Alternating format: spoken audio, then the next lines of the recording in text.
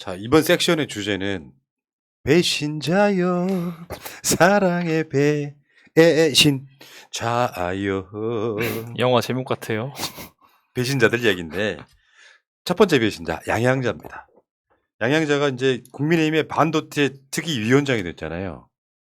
그래갖고 한 말이라는 게 그런 거예요. 감개무량하다. 미치겠다. 반도체 특위위원장인데 국민의힘의 특위란 말이야. 여기에 정말 내가 이 자리에 앉는 건 드라마 같은 일이다. 감개무량하다 이야기를. 뭘까요? 양양자 씨는 그렇게 저렇게 이야기하는 거 국민들이 굉장히 가짜게 본다는 거 좀 알아야 돼요. 진짜 맞아. 그러니까 빨가벗고 나와가지고 새우 샀다고 자랑하는 거거든요. 지금 우리가 어떤 생각을 하고 있는지 속셈 뻔히 알아요. 근데 혼자서 감개무량하고 뭐 다른 정치적 의도 없다 이렇게 이야기를 하면은 뭐 국민들이 믿어줄 것 같아요. 이거 보세요. 참 잘 어울리는 옷을 입었어 지금. 파란색 옷을 입긴 했지만 한쪽에는 권성동이 그리고 그 오른쪽에는 성일조에 이렇게 불러주는 게 맞겠다. 근데 저는 사실은 양양자가 처음부터 이제 그 삼성전자의 전무로 어떻든 간에 입시전적으로 올라가는 어떤 그런 성과나 이런 과정들을 보면 처음부터 국힘 쪽 의원의 성향이 아니었을까라는 짐작을 좀 해봐요. 그런 삶의 과정 속에서 보면. 그래서 어찌 보면 본인의 원래의 길로 돌아가는데 그걸 마치 이제 포장을 그렇게 해버리니까 더 짜증나고 기분 나쁜 거죠. 그러니까 대한민국은요. 전체 수출 비중 중에 내가 알고 있기에 반도체 비중이 한 15%쯤 되는 거예요. 어마어마한 거지 비중이. 네. 1등에 1등. 그러니까 대한민국이 반도체로는 물론 이제 뭐 시스템이냐 메모리냐 뭐 이런 차이가 있지만 반도체로는 세계에서 뭐 1, 2위 다투는 나라란 말이에요. 그러니까 없던 어떤 분야를 새롭게 만들기 위해서 그 반도체 분야를 신설하는 차원이라면 특히가 의미가 있어요. 반도체 자체가 이미 제일 잘 나가는 거라고. 네, 네. 대통령 한마디에 비중을 더 늘리겠다는 건지 뭔지 모르겠지만 반도체 특위를 만들어.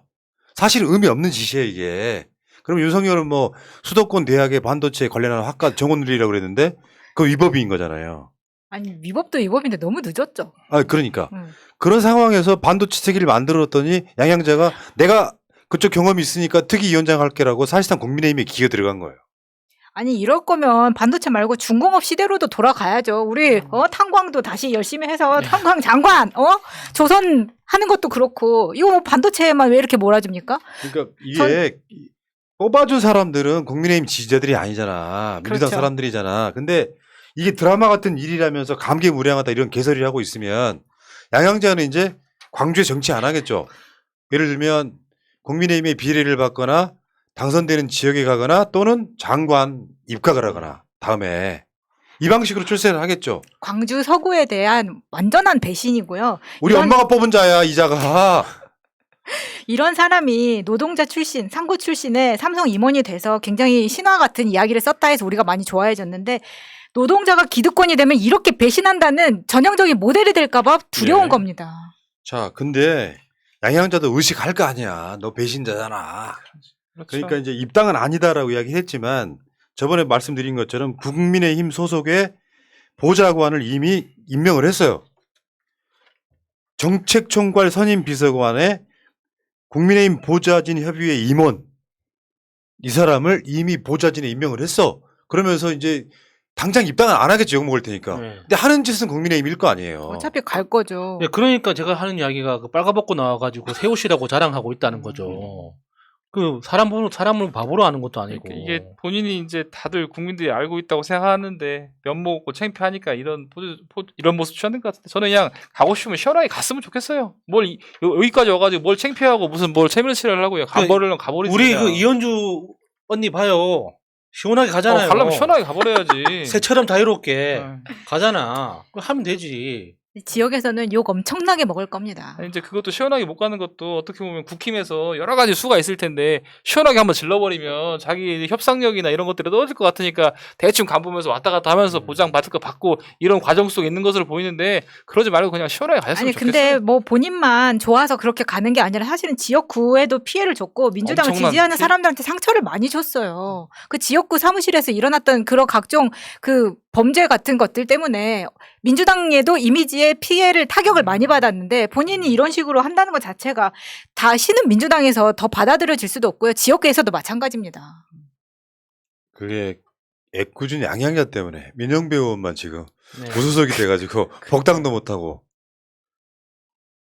이게 그 양양자의 외사촌 동생이 특별 보좌관으로서 같은 사무실 일하는 회계 담당자를 몇 달에 걸쳐 상습 성추행했다 뭐 이런 사건들이었잖아요. 외사촌입니다. 왜 사촌? 자, 어쨌든 그 양양자 입당은 아니라고 할지라도 국민의힘에 그 울타리에 들어가 버린 거거든요. 그러다가 이제 다음 어차피 총선 때는 이제 지금 양양자 지역구에도 민주당의 이제 그 지역위원장 그 있겠죠. 엄청나게 몰려들었다. 한 5명, 6명이 지금 맞습니다. 응모를 했다 그러더라고요. 자, 배신자 한 분이셨고요. 양양자 씨. 여상 출신의 삼성 임원이라는 것은 어떤 상징성이 있을까요? 개인의 어떤 입시전적인 거? 그걸로 끝나는 걸까요?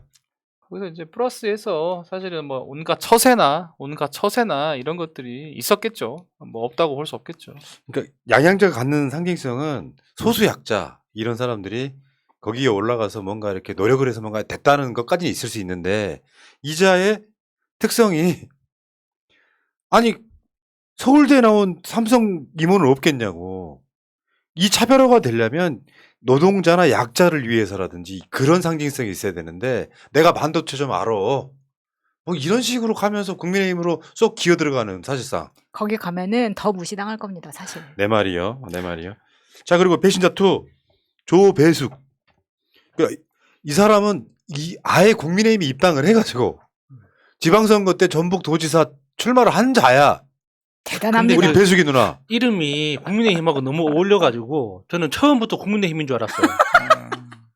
너무 이름이 어울리길래. 아니, 근데 이분이 나이에 비해서 진짜 스펙이 와 여성으로서의 뭐 검찰이라던가 판사라던가 막 이런 거 했던 것들이 대단하긴 하더라고요.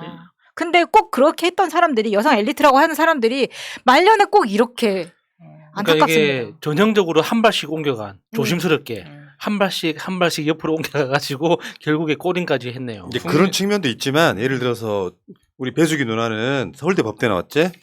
그다음에 사시 합격했지. 그다음에 최초 여성 검사로 임명된 사람이야. 맞아. 그러다가 나중에 판사로 또 전환을 해. 음. 그 윤석열의 서울대 법대 검찰 직속 선배야. 아, 근데 이 사람이 이제 이렇게 흑화된 데에는 새천년 민주당 비례대표로 국회에 들어와. 여성이니까. 이제 김대중 대통령의 후광으로 국회에 들어온 거잖아요. 그러다가 이자가 나중에 이제 문재인 정부 되기 전에 문재인 대표가 되면서 그 소위 말하면 국민의당 그 바람에 탈당을 했다가 결국에는 호남이 이제 완전히 이제 이 사람들 배척하기 시작하니까 정치 생명 유지하려다 결국에는 국민의힘에 기어 들어간 게 있어요. 나는 이 가치가 중요하다고 생각을 하거든요. 탈당도 신중하게 해야 되지만 내가 갖고 있는 정치적인 어떤 그 성향이 양양자의 삼성이나 조배숙의 검사나 이 성향들은 민주당이 이어서 들어온 게 아니고요. 맞아. 국회의원을 하고 기어 들어왔다가 그 기회가 사라지니까 홀라당 넘어가는 배신자 케이스예요. 처음부터 국회의원 되는 게 목적이었다 이렇게 볼 수밖에 없는 거죠. 그냥 맛있는 거 사준다고 하면 따라 나가는 거예요. 근데 그 진짜 TMI 실망입니다. 뉴스 하나가 있어요. 여러분들 그 심평이라고요. 심평 변호사라고 한때는 또 문재인 대통령 캠프에도 있던 그 자거든요. 심평은 이제 법조계 진중권이지. 심평이 하는 짓 최근에 하는 거 보면은 윤석열 빨아주는데 기가 막혀요. 윤석열 청와대 탈출 잘한 것이다. 강력한 리더십을 기대한다. 다른 거 하나 더 보여줘봐요. 심평 최근에 우상호가 공무원 65명 거느린 상황이냐 문재인은 왜 놔두냐 같은 그러니까 한때 문재인 후보를 도왔던 자 이 심평이 해온 일 쭉 한번 볼까요? 그냥 문재인 정부 저격하고 윤석열 빨고 하는 게 일인 게 심평이야. 이번에 김정숙 여사가 공격을 많이 당한 이유가 심평 때문에. 네, 심평의 탓이 큽니다. 근데 TMI 뉴스는 그 심평과 조배숙이 한때 부부였다는 거예요. 진짜 깜짝 놀랐어요. 한때? 이혼했으니까. 이혼. 네. 근데 이제 조배숙이 우리 동네 뭐 누나기는 한데 아 그래요? 창피하죠. 왜 창피하냐면 저번에 대선 때 그 입당하기 국민의힘에 입당하기 전에 윤석열이 왔는데 뭐 차에 올라서 지지 연설을 하고 해서 뉴스에 막 나왔었거든요. 이게 무슨 상황인지 다들 어리둥절하는데 딱 행보가 이제 입당하겠구나 그러면서 도지사 출마하는 것도 사람들이 보기에는 어차피 안 될 거 출마하는 거 서진 정책에 엎어타면서 떨어지고 나면 뭐 사선 의원이고 하니까 정치 마지막에 좋은 자리라도 하나 얻으려고 가고 있구나라고 보니까 슬프더라고요. 정치인의 말로가 저렇다는 것이 좀 지역에서 슬프더라고요. 분위기는 어땠나요? 뭐 말 안 해도 뭐 똑같이 뭐 저기 양양자랑 똑같은 거 아니겠어요? 그러니까 윤 대통령이 서진 정책의 의지가 강하다면서 이제 윤석열을 빨아요. 그러면 이런 분들한테 오는 자리가 있어요. 예를 들면 주겠죠. 뭐 굉장히 중요한 자리도 있잖아. 민주평통 뭐 부의장 뭐 이런 거 있잖아요. 그런 자리 가는 거야 이런 사람들이. 가고 싶다고 지금 윤석열 노골적으로 빠는 얘기하는 거야. 거죠. 예. 근데 그 신평하고 이 조배수하고 10년 살았네요. 81년 결혼해갖고 91년도 이혼한 이혼했으니까. 걸로. 네. 끼리끼리 봅니다. 놀았던 거구나. 서로가 서로를 용납할 수 없었나 보네요. 네. 여기까지 TMI니까요. 네.